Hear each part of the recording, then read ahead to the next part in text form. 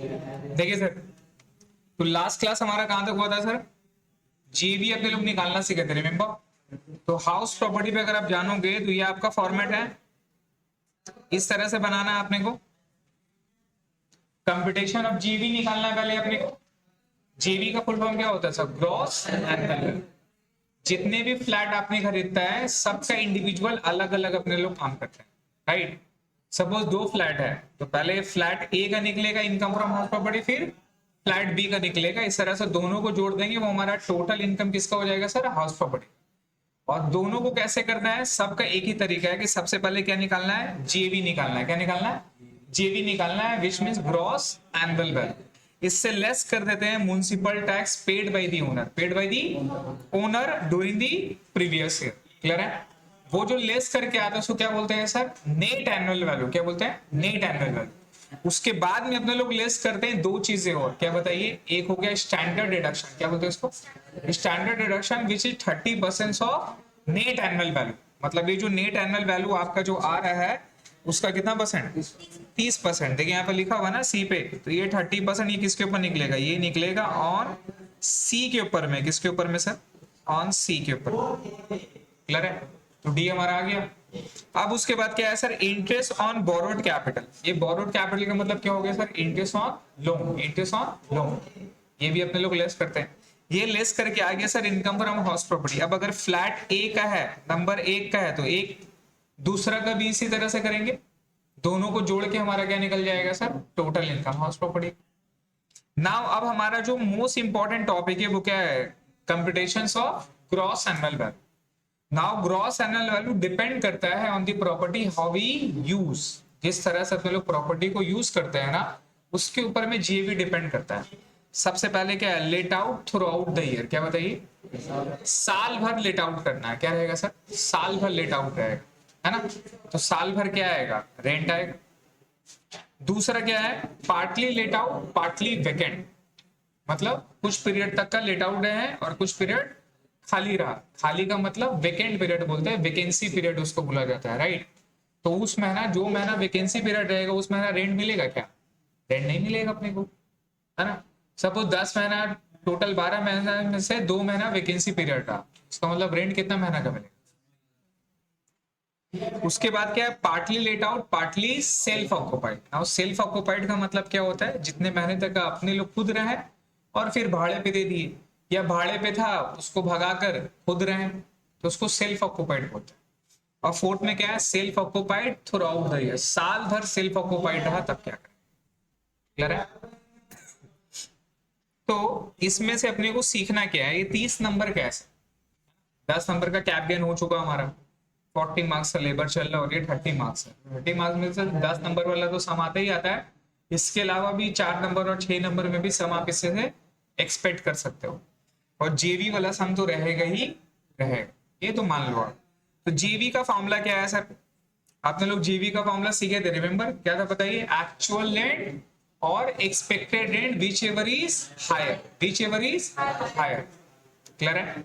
Now actual rent का मतलब क्या हो गया? The rent we are actually receive from the tenant.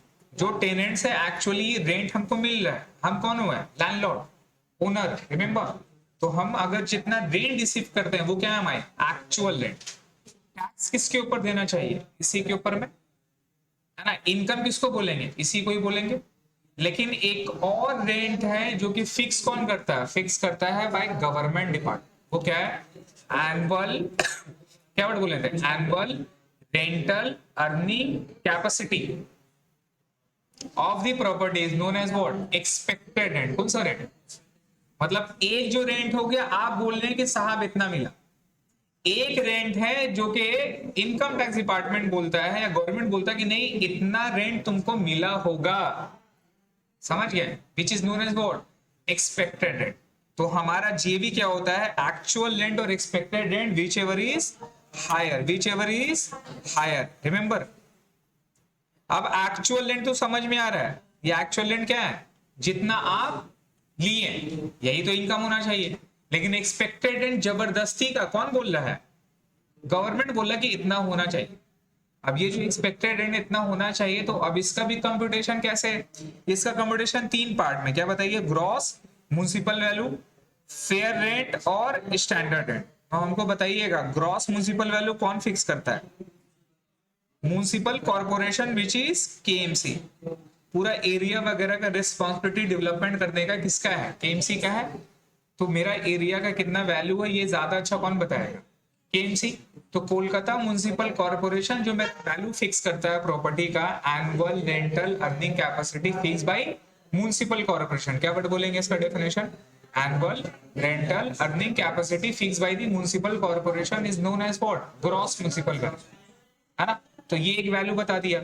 दूसरा, फेयर रेंट कौन फिक्स करता है? Fair rent income tax department, remember, है ना? तो इनकम टैक्स डिपार्टमेंट जो मेरा वैल्यू फिक्स करता है उसको क्या बोलते हैं? Fair rent, which is what? Annual rental earning capacity fix by income tax department या income tax officer is known as what? Fair rent. Clear है? तो अब सर दोनों एक एक वैल्यू बोल दिया, तो अब गवर्नमेंट बोला किसको ले, किसको ले, किसको ले, किसको ले, किससे ज्यादा प्यार है, किससे कम, है ना, कम प्यार है? नहीं, तो भैया जो ज्यादा बोलेगा उसको ले लेंगे। तो इसमें किसका फायदा है? गवर्नमेंट का। मैंने आपको बताया था जितने भी स्मार्ट है, सबसे ज्यादा स्मार्ट कौन है? सबसे ज्यादा सियाना, द वर्ड इज सियाना कौन है? टैक्स में सबसे ज्यादा स्मार्ट वही है, राइट? तो क्या कर दिया, तुम बेटा ज्यादा बोल रहे हो, अच्छा तुम कम बोल रहे हो, तुमरा ले लेंगे। अब ये बोला केएमसी बोला 50,000, ये बोला नहीं 80,000 होना चाहिए, तो क्या हो जाएगा? 80,000। केएमसी बोला नहीं सर हम गलत बात बोल रहे थे, 1 लाख होगा, 1 लाख। अब ये क्या है सर? स्टैंडर्ड रेंट कौन फिक्स करता है? ये फिक्स करता है बाय कोड। क्या बताइए? सबसे बड़ा कौन है? मिनिस्टर। सबसे बड़ा कौन है? मोदी जी। सबसे बड़ा कौन है? मोदी जी। सबसे बड़ा कौन है? Supreme court. क्लियर है? उससे बड़ा कोई भी। तो अब annual rental earning capacity fix by court कौन रखा है? कोर्ट रखा है। तो उसको क्या बोलेंगे? Standard rent. क्या बोलेंगे? लॉजिकली जिसका भी वैल्यू ज्यादा हो कोई फर्क नहीं पड़ता, लेकिन कोर्ट का जो वैल्यू गिवन है उससे ज्यादा नहीं, उससे ज्यादा कोर्ट का बात करो, मानना पड़ेगा। तो इसलिए एक्सपेक्टेड रेंट का फार्मूला क्या हो गया बताइए? Higher of gross municipal value और fair rent but not exceeding standard rent. मतलब क्या मतलब हो रहा है? ग्रॉस म्युनिसिपल वैल्यू और फेयर रेंट से ज्यादा हो सकता है, लेकिन स्टैंडर्ड रेंट से ज्यादा नहीं होगा, विच इज व्हाट? My expected. वो एक्सपेक्टेड रेंट निकल गया। अब एक्सपेक्टेड रेंट को एक्चुअल रेंट से कंपेयर करके क्या पता चल जाएगा? Gross annual. क्लियर है? चीज समझ में आया? तो सबसे पहले क्या निकालना आपको? एक्सपेक्टेड रेंट, और एक्सपेक्टेड रेंट का फॉर्मूला क्या है? Higher of gross municipal value और fair rent but not exceeding, मतलब स्टैंडर्ड रेंट से ज्यादा नहीं होना चाहिए, उससे कम रहेगा तो क्या ले लेंगे? Standard rent. क्लियर हो गया? तो मैंने एक फॉर्मूला बताया था, हायर लोअर फिर हायर। हायर मतलब higher of gross municipal value fair rent, वो जो वैल्यू आया फिर क्या लेना है? लोअर लेना है किसका है? स्टैंडर्ड रेंट से। वो जो आया है एक्सपेक्टेड रेंट, फिर क्या लेना है? हायर। हायर किसका? Actual rent. जेवी निकल जाएगा। हायर लोअर हायर, खत्म, जेवी इक्वल।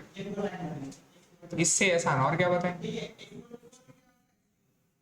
क्लियर है सर? तो ये डेफिनेशन लिखा हुआ है सर, अभी अपने लोग सॉल्यूशन किए थे, बताइएगा आप लोग जल्दी से।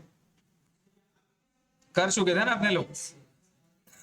एक बार फिर करते हैं। तो हमारा क्या है, देखिए एक्सपेक्टेड रेंट निकालना है, तो फॉर्मूला क्या है? Higher lower, higher lower. तो 110 100 हायर, 110 110 108 लोअर। तो हमारा एक्सपेक्टेड रेंट कितना होगा? आप चेक करो, क्या था फॉर्मूला एक्सपेक्टेड रेंट का? Higher of gross municipal value और fair rent but not exceeding. तो हायर ऑफ क्या है? 100 110 से ज्यादा 110, लेकिन स्टैंडर्ड रेंट से कम होना चाहिए। तो जीवी कितना आ गया? 100। 120 116 इन लोग दोनों से ज्यादा हो सकता है 120, लेकिन इससे कम होना चाहिए। इससे कम है कि नहीं है? कम है ये, तो कितना लेंगे? 120। 140 160 ज्यादा क्या है? 160। 100 से कम होना चाहिए, तो कौन है? 100 कम है, तो क्या हो जाएगा? ये निकल गया एक्सपेक्टेड। सेकंड वाला सम में क्या था? इसमें अपने लोगों को क्या निकालना है?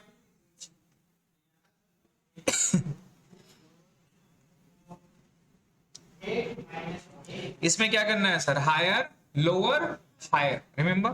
तो 75 to 80, 80 to 65 is standard rent, तो 65, तो एक्सपेक्टेड रेंट क्या हो जाएगा सर?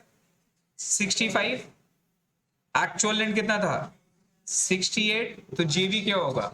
Higher which is 68। अगर हम डायरेक्ट निकालें तो higher lower higher, gross municipal value of fair rent higher 70, जो 70 आया स्टैंडर्ड रेंट क्या लेंगे? लोअर 63, 63 फिर 80 हायर, तो जीवी कितना हो जाएगा? 10 सेकेंड लगता है निकालना। लास्ट वाला बताइए आप लोग। 80 टू 78 क्या लेंगे? 80। अब जो आया फिर उससे 95 क्या लेंगे? लोअर 80। अब जो 80 आया फिर उससे 68 क्या लेंगे? 80। तो 80 पूरा तीनों में भारी हुआ, तो जेवी क्या हो जाएगा? क्लियर है सर? तो लगता है आप लोग एंजॉय करते हैं नहीं सर? ये वाला भी बना रही है आप लोग, ये वाला बन गया किए आप लोग? चलिए इसको करते हैं, बताइए। 80,000 municipal value, fair rent 90,000, standard rent कुछ दिया हुआ नहीं था, तो सर यहाँ पे 80,000, यहाँ पे क्या हो जाएगा?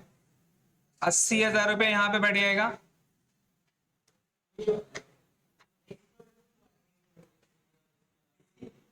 और यहाँ पे कितना हो जाएगा? फेयर रेंट 90,000 रुपया। हायर ऑफ दोनों में से हायर क्या है? 90,000। स्टैंडर्ड रेंट है क्या? नीचे में थोड़ा सा और आना चाहिए, नीचे में दिया हुआ नहीं है। ये क्या होगा? Expected rent. तो एक्सपेक्टेड रेंट कितना आ गया? 90,000 रुपया। एक्चुअल रेंट कितना है? एक्चुअल रेंट देखिए कितना था? 72,000। कितना रुपया? 72,000। नहीं समझे? एक्चुअल रेंट 72,000, तो जीवी कितना हो जाएगा? 90,000 हो जाएगा। यहां 90,000 क्यों बोल रहा है? क्योंकि गवर्नमेंट के हिसाब से आपका एनुअल रेंटल अर्निंग कैपेसिटी, कमाने का कैपेसिटी 90,000 है, लेकिन आप कितना बोल रहे हैं? इसका मतलब आप क्या कर रहे हैं? छुपा रहे हैं, चोरी कर रहे हैं। रेंट क्या कर रहे हैं आप? कम दिखा रहे हैं। लोग रेंट कम कैसे दिखाता है? कैसे कम दिखाता है रेंट? सपोज किसी का रेंट 15,000 है, वो 10,000 दिखा रहा है, तो क्या करता है? 10,000 रुपया अकाउंट में लेता है, बैंक में लेता है, और बाकी का 5,000 किस में लेता है? वो कैश में लेता है। अब कैश में लेगा तो गवर्नमेंट को पता नहीं चल पाएगा, अकाउंट में लेंगे तो पैन कार्ड से अकाउंट खुलता है, ट्रैक कर लेंगे। जेन्युइन केसेस है, आपको प्रूफ करना पड़ेगा।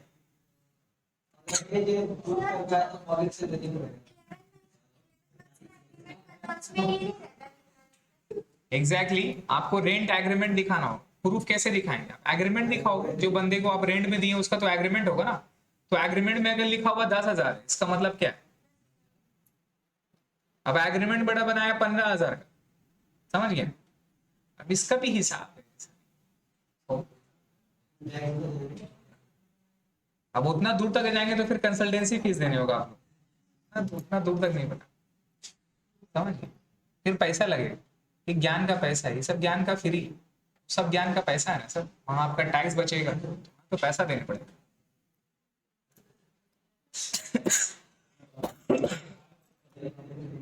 नेक्स्ट में सर हमको बताइएगा 65 60 60 60 75 60 60 72 72।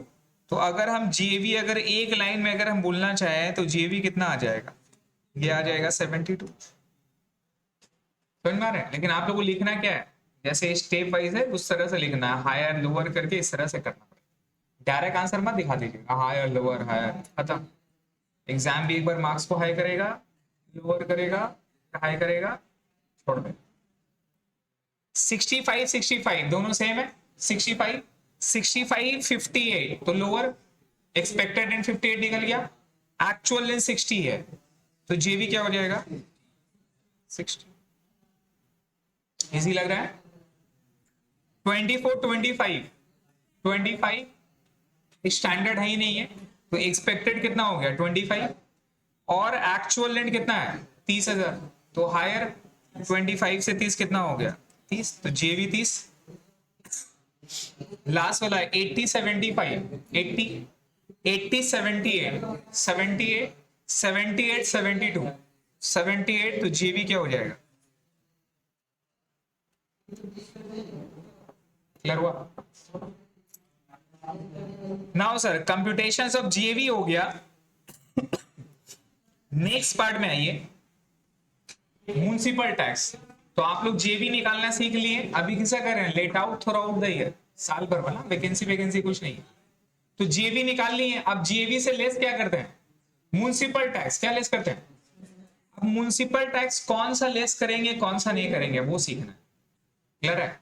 तो म्युनिसिपल टैक्स आप समझो क्या है सर, तो म्युनिसिपल टैक्स चीज में आप यहाँ पे याद रखिएगा, म्युनिसिपल टैक्स पेमेंट बेसिस में होता है। कौन सा बेसिस में, यहां पर लिखिए पेमेंट बेसिस। म्युनिसिपल टैक्स में वहां पर लिखिए पेमेंट बेसिस में अलाउ करेंगे। कौन सा बेसिस, एंड ये पेड होना चाहिए, पेड बाय ओनर। क्या बताइए, ओनर पे करेगा तभी अलाउ होगा। अगर टेनेंट पे किया तो अलाउड। पेमेंट बेसिस का मतलब क्या होगा कि जितना पैसा देगा पूरा लेस हो जाएगा, जितना पैसा आउटस्टैंडिंग है वो लेस नहीं हो। सपोज एक साल का म्युनिसिपल टैक्स क्वार्टरली के हिसाब से 2,500 आता है, कितना आता, तो एक साल के हिसाब से मेरा टैक्स कितना हो रहा है 10,000 रुपए।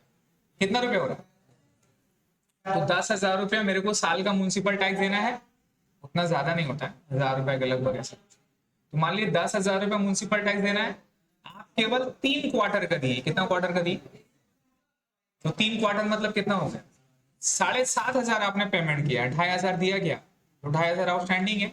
तो पेमेंट आपने कितना किया इस साल 7,500 दिया, तो म्युनिसिपल टैक्स लेस कितना होगा 7,500, 2,500 लेस नहीं। क्लियर है।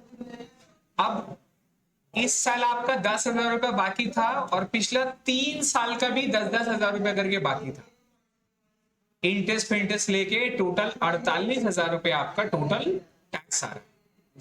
कितना आ रहा है, पूरा 3 साल का 30,000 प्लस इंटरेस्ट 8,000 और करेंट ईयर का 10,000, टोटल 48,000 का टैक्स आ रहा है। आप ईगो में आ गए, इतना टैक्स बाकी है मेरा, हम दिया नहीं, जुनून में आके पूरा पैसा दे दिया। बीवी से उधार मांगे, दो जी टैक्स देना है, बाप रे, जिबली बेच के टैक्स का पेमेंट करेगा, कोई नहीं करता है बाबू। अगर ऐसा रहता ना तो सब जितना भी गोल्ड है ना सब गवर्नमेंट के पास ज्यादा रहता और घर में कम रहता, समझिए। जिबली बेच के टैक्स देगा, डिवोर्स हो जाएगा बाबू। क्लियर है सर। तो हमें बताइए कि अब पूरा 48,000 रुपये हम एक बार में दे दिए, तो इस साल लेस कितना होगा पूरा 48,000, इंक्लूडिंग पिछला साल का भी आपने नहीं दिया था, तो उस साल तो लेस हुआ नहीं। आपने इस साल पेमेंट किया है तो पूरा 48,000 इस साल लेस हो जाएगा। चीज क्लियर हो गया। तो म्युनिसिपल टैक्स में ये फार्मूला याद रखिएगा, पेमेंट जितना करोगे लेस हो जाएगा, पहला। दूसरा point, paid by the owner होना चाहिए। क्या होना चाहिए, पेड बाय द क्या होना चाहिए, मतलब म्युनिसिपल टैक्स कुछ भी आया, मान लिया 1,000-2,000 रुपए आया, तो वो टेनेंट पे कर रहा है, कौन पेमेंट कर रहा है, तो लेस होगा, लेस नहीं होगा, लेस मेरा। क्लियर है। It paid by the owner, owner मतलब कौन, लैंडलॉर्ड। लैंडलॉर्ड पेमेंट करेगा तभी अलाउड होगा, टेनेंट पेमेंट करेगा तो अलाउड नहीं होगा। दूसरा पॉइंट, अगर हम टेनेंट को पैसा दिए, मान लीजिए उसका ऑफिस म्युनिसिपल कमीशन का पास में था, तो नहीं होता है, हम उसको पैसा दिए, बोले भाई पेमेंट कर दो, इसका मतलब पैसा कौन पेमेंट किया, टेनेंट। कौन पेमेंट किया, ये अलाउड होगा कि नहीं होगा, अलाउड होगा। उससे हमको रेंट लेना था, बात समझ में, उससे हमको रेंट लेना था, लेकिन हमको टैक्स भी देना था। हम क्या बोला कि भाई तुम मेरे को पैसा मत दो, एक काम करो, एक मिनट, एक काम करो, तुम यही पैसा ले आके कहाँ कर दो, म्यूनिसिपल टैक्स ऑफ पेमेंट कर। ये अलाउड होगा कि नहीं होगा? अलाउड होगा भैया, किसका पैसा है? मेरा पैसा है, मेरा एनुअल रेंट में तो पैसा आया, वहां से लेस कर देंगे। क्लियर है? इस चीज को पढ़िए यहाँ पे जो लिखा हुआ।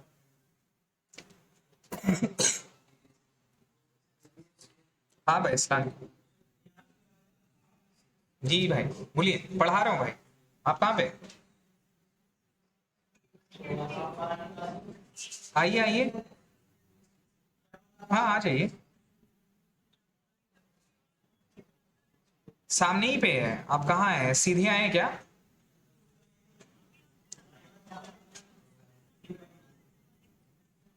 नहीं नहीं नहीं नहीं नहीं, आपका नहीं नहीं, आपका सेंट मैरी से और आगे आना, और आगे आइएगा ना, वहां जो कलीम टीम है ना, वहां से आना, सरीफ लाइन पूछेगा। बस बस बस वहीं पर एकदम एज में आके देखिए, वहां पर ऊपर में बैनर होगा। हाँ हाँ ऊपर में बैनर है, ठीक है भाई। हाँ क्लियर हो गया? तो एक बार पढ़िए क्या लिखा हुआ है, ये एग्जांपल देख लीजिएगा, वही पेमेंट बेसिस में। इट मस्ट बी डिडक्टेबल, कौन सा बेसिस है बताओ? On payment basis. It must be paid by the owner, ठीक है। ऑल क्या लिखा है? All taxes are levied by the local authority, municipal tax, water tax, sewerage tax, ये सब डिडक्टेबल होगा। कौन सा? म्युनिसिपल कॉर्पोरेशन जो टैक्स लगा रहा है वो लेस होगा। लेकिन दीदी को पैसा चाहिए, दीदी बोली नहीं हम भी टैक्स लगाएं, वो लगा सकती है, पैसा देना पड़ेगा, लेकिन वो अलाउड नहीं होगा। स्टेट गवर्नमेंट अगर कोई टैक्स लगाएगा वो अलाउड नहीं होगा। उसका डेफिनेशन है बेनिफिट वर्ड लिखा रहेगा। क्या वर्ड लिखा रहेगा? अगर वाटर टैक्स लिखा है तो लेस कर देंगे, म्युनिसिपल टैक्स लिखा है तो लेस कर देंगे, लेकिन वाटर बेनिफिट टैक्स लिखा है, सीवरेज बेनिफिट टैक्स लिखा है, वो मेरा लेस। याद रहेगा? क्लियर है? नाउ इस चीज को समझते हैं, ये चीज क्लियर हो गया म्युनिसिपल टैक्स का, कोई प्रॉब्लम? तो म्युनिसिपल टैक्स में क्या सीखे? It can be allowed on payment basis. कौन सा बेसिस? पेमेंट बेसिस मतलब समझ में आ रहा है, जितना पे करेंगे सब अलाउड। दूसरा, it must be paid by the owner. And municipal tax या water sewerage tax, benefit tax, sewerage tax, ये जो भी वाटर टैक्स है अलाउड होगा imposed by the KMC, municipal corporation. अगर imposed by the state government है तो वो अलाउड नहीं होगा। क्लियर है? वो वर्ड कैसे लिखेगा? बेनिफिट। अगर वाटर बेनिफिट टैक्स लिखा है तो लेस नहीं करेंगे, याद रखिएगा, बेनिफिट लिखा रहेगा तो लेस नहीं करेंगे। इसका मतलब वो इम्पोज कौन किया है? वो इम्पोज स्टेट गवर्नमेंट किया है, कोलकाता म्युनिसिपल कॉर्पोरेशन ने। अब वो बोलेगा सर केएमसी तो दीदी का ही है। भैया दीदी का नहीं है, दोनों अलग है, समझिए। केएमसी अलग है और स्टेट गवर्नमेंट अलग। क्लियर है? दोनों में कोई रोल नहीं, दो कंट्रोल्ड है लेकिन दोनों अलग एंटिटी है। क्लियर हो गया?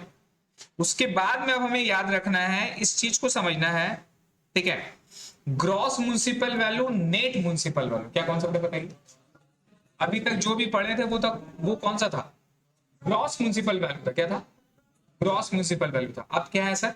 नेट म्युनिसिपल वैल्यू का भी एक कॉन्सेप्ट है, जीएमवी। ग्रॉस म्युनिसिपल वैल्यू का मतलब क्या बोलते हैं? जीएमवी। क्या बोलते हैं सर? जीएमवी का मतलब होता है ग्रॉस म्युनिसिपल वैल्यू, और होता है सर नेट म्युनिसिपल वैल्यू। क्या बताइए? इसका मतलब होता है सर एनएमवी। क्या मतलब होता है? ठीक है। अब जीएमवी और एनएमवी का डिफरेंस समझना है, बिकॉज ये एग्जाम में आप लोगों का मैंने क्वेश्चन देखा है, इससे क्वेश्चन आता है जीएमवी और एनएमवी का डिफरेंस। तो चीज समझिएगा दोनों में डिफरेंस क्या है। तो यहां पर दो पॉइंट है कि प्रॉपर्टी आपका कहां पे लोकेटेड है। क्या बताइए? प्रॉपर्टी कहां पे आपका लोकेटेड है? ठीक है। नॉर्मली जीएमवी और एनएमवी इक्वल टू क्या होता है? एनएमवी इक्वल टू, एनएमवी का मतलब समझ रहे ना, क्या हो गया? Net municipal value. GMV equal to, तो NMV equal to gross municipal value minus water tax. हाँ आ रहा हूं। वाटर टैक्स हो गया प्लस सीवरेज टैक्स हो गया समझ रहे हैं? प्लस, अच्छा मतलब इससे माइनस हो गया water tax, sewerage tax plus municipal tax. कौन सा टैक्स? ये सारा अपने लोग लेस कर देते हैं, वो क्या आ जाता है? Net municipal value. क्या आता बताइए? नहीं, नॉर्मली मतलब ग्रॉस म्युनिसिपल वैल्यू से जितना भी टैक्स है वो सब लेस कर दो, क्या आ जाएगा? Net municipal value. क्लियर है? लेकिन कभी कभी क्वेश्चन में गिवन नहीं दिया रहता, क्वेश्चन में एनएमवी और जेएमवी में ये आपको गिवन नहीं दिया रहता, तो वहां पर डिपेंड करता है कि मेरा हाउस कहां पर है। अगर मेरा हाउस लोकेटेड है केसीडीएम में, क्या बताइए? क्या बताइए? केसीडीएम, याद रखिएगा केसीडीएम, हाउस कहां पर है? केसीडीएम। केसीडीएम बोले तो भाई K4 क्या हो गया? C4, D4, M4 Mumbai. तो अगर अपना हाउस केसीडीएम में है तो यहां पे जीएमवी जो होता है सर, या हम ऐसे लिखें एनएमवी जो होता है, एनएमवी होता है 90% ऑफ जीएमवी। क्या बताइए? मतलब जितना ग्रॉस म्युनिसिपल वैल्यू रहेगा उसका 90% क्या है? Net municipal value. खत्म। क्लियर है? अगर आपका हाउस अदर लोकेशन में, कहां बताइए? अदर लोकेशन में, अदर मतलब अदर देन केसीडीएम। कहां पे? Other than KCDM. Other than KCDM मतलब अगर आपका हाउस भुवनेश्वर में है, आसाम में है ना, बैंगलोर पे है, ठीक है, ये सारा जगह पे है, तो ये अदर कैटेगरी में आया। और अदर कैटेगरी में अगर होता है तो जीएमवी इक्वल टू एनएमवी होता है। क्या होता है सर? दोनों सेम होता है। क्या होता है? दोनों सेम होता है। ये फंडा है, याद रहेगा। तो अगर क्वेश्चन में आपको एनएमवी दे दिया, क्या लिखा हुआ है? नेट म्युनिसिपल वैल्यू दे दिया, रिमेंबर, तो अपने लोग जेवी के लिए नेट लेंगे या ग्रॉस लेंगे? बोलिए। अरे जेवी के लिए निकालते हैं ना एक्सपेक्टेड रेंट, तो सबसे पहला वर्ड क्या है? Gross municipal value. तो नेट लेंगे या ग्रॉस लेंगे? ग्रॉस लेंगे। तो अगर नेट म्युनिसिपल वैल्यू आपको दे दिया 72,000, कितना दे दिया? तो इसी को ले लेंगे। आपको क्या निकालना होगा? ग्रॉस निकालना होगा। ग्रॉस कैसे निकालेंगे? अगर आपका हाउस केसीडीएम में है तो कितना परसेंट हो जाएगा? 90%। तो जीएमवी एनएमवी इक्वल टू क्या था? तो जीएमवी इक्वल टू हो जाएगा सर एनएमवी डिवाइडेड बाय 90%। क्या बताइए? कैसे समझिए? एनएमवी इक्वल टू क्या है? जीएमवी का 90% है। एनएमवी इक्वल टू क्या है? जीएमवी का 90% है, तो जीएमवी क्या होगा? एनएमवी का डिवाइडेड बाय 90%। अगर 1 लाख का 90% 90,000 एनएमवी होता है, तो 90,000 से 1 लाख कैसे निकालेंगे? 90,000 डिवाइडेड बाय 90 इंटू क्या हो जाएगा? 100। जीवी निकल जाएगा, उल्टा कर देंगे परसेंटेज। समझ रहे हैं? तो इस क्वेश्चन के हिसाब से अगर 72,000 मेरा नेट म्युनिसिपल वैल्यू है तो ग्रॉस कैसे निकलेगा बताओ? 72,000 डिवाइडेड बाय 90 इंटू क्या होगा सर? 100। कितना हो गया? 80,000।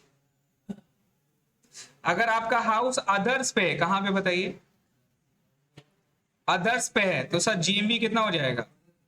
इक्वल टू एनएमवी, मतलब इक्वल टू कितना रुपया? 72,000। क्लियर है? Equal to 72,000। अब ग्रॉस म्युनिसिपल वैल्यू मिल गया, अब क्या निकाल सकते हैं? एक्सपेक्टेड रेंट निकाल सकते हैं।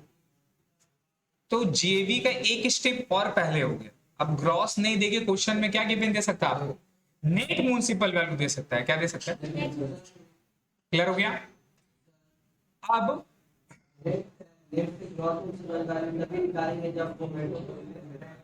हाँ, अदरवाइज सेम मान लेगा। अब सर याद रखिएगा, क्वेश्चन में आपको म्युनिसिपल टैक्स का अमाउंट नहीं देगे ना, क्वेश्चन में आपको म्युनिसिपल टैक्स का रेट दे देता है। क्या दे देता है? रेट।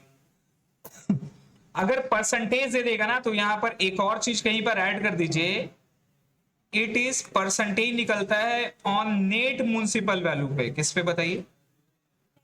किस पे निकालेंगे? नेट म्युनिसिपल वैल्यू पे निकाल, मतलब म्युनिसिपल टैक्स का जो परसेंटेज है वो किस पे निकलता है? नेट म्युनिसिपल वैल्यू पे निकलता है। नहीं समझे? मतलब अगर हम एग्जाम्पल के तौर पे बोल रहे हैं कि ये वाली जो क्वेश्चन में मान लो कि यहां पे जेवी हमारा निकल गया, राइट। अब आप जेवी से क्या लेस करोगे, जेवी से क्या लेस करोगे, म्युनिसिपल टैक्स लेस करोगे। ये म्युनिसिपल टैक्स 10% दिया हुआ है, कितना परसेंट। अब म्युनिसिपल टैक्स किस पे निकलता है, जेवी पे नहीं निकलेगा, म्युनिसिपल वैल्यू पे निकलता है। किस पे निकलता है, ये समझे। वो स्टैंडर्ड डिडक्शन 30% निकलता था नेट एनुअल वैल्यू पे, लेकिन म्युनिसिपल टैक्स ऑलवेज किस पे निकलेगा, म्युनिसिपल वैल्यू। लेकिन म्युनिसिपल वैल्यू दो है, एक है ग्रॉस एक है नेट, तो किस पे निकालेंगे, नेट पे निकालेंगे। तो ये 10% किस पे निकलेगा, 80,000 पे या 72,000 पे, 72,000 सर, नेट पे निकलेगा, नेट पे। ये वाली वैल्यू नेट है, क्लियर है। तो यहाँ म्युनिसिपल वैल्यू कितना आ जाएगा, 7,200 आ जाएगा। तो सीन क्या समझ में आ रहा है, ग्रॉस म्युनिसिपल वैल्यू निकालना है किसके लिए, जेवी के लिए, और नेट म्युनिसिपल वैल्यू निकालना है किसके लिए, म्युनिसिपल टैक्स के लिए, क्लियर है। क्वेश्चन में अगर नेट म्युनिसिपल वैल्यू दे दिया तो उसको ग्रॉस निकालना होगा। अगर हाउस केसीडीएम में है तो कैसे निकालेंगे, जितना नेट म्युनिसिपल वैल्यू है डिवाइडेड बाय क्या कर देंगे, 90%, क्या निकल जाएगा, ग्रॉस।